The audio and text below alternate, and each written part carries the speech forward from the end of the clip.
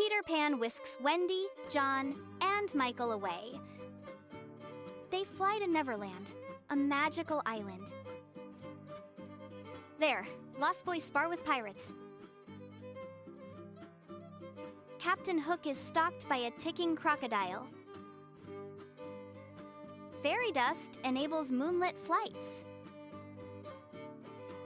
Tinkerbell feels jealous.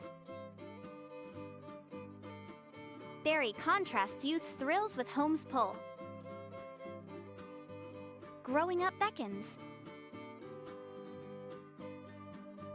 The story's magic has melancholy. Adventures end, memories fade. Choosing maturity means leaving wonders. It's a bittersweet farewell to Neverland.